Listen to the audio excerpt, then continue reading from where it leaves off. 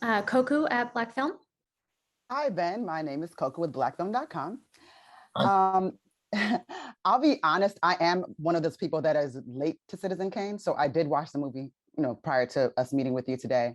But what I took away from the film, now that I'm older and can process it a lot better, is that they had this glaring focus on the makings of a narcissist. So this seems so culturally relevant in today's landscape. What are your thoughts on finding empathy for the Charles Kanes of the world?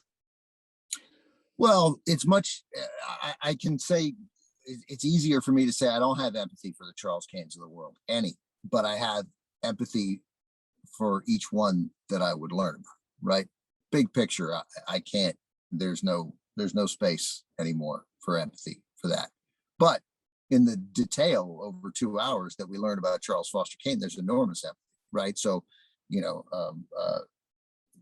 so you told me in-depth, complicated stories, honest stories, authentic stories about each one of them.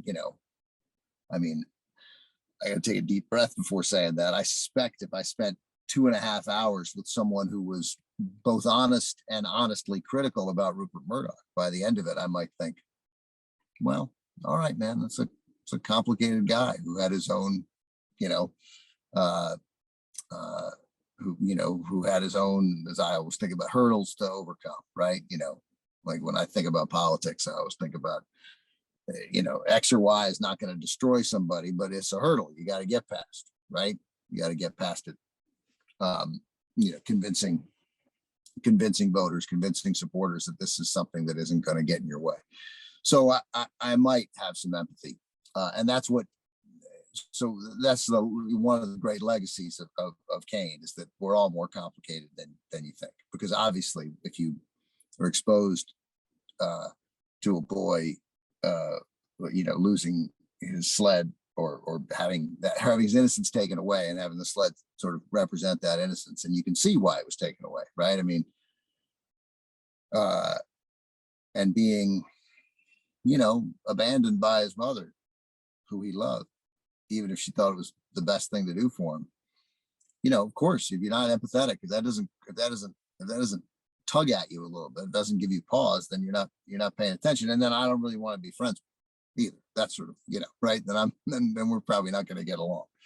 But that said, big picture, and I don't know, man. I don't think we have space. There are a lot of people who deserve our empathy right now. And I'm not sure narcissistic media moguls. It's funny because I think about like Succession, which I love, right? The HBO show, and which I watched again to catch my wife up on it. Like, I don't have any sympathy at all for Brian Cox, but I love it, right? I'm still interested in it, but I have sympathy for his kids, right? Even though they're sort of monstrous, right? Each one has a little, but then as it goes on, of course.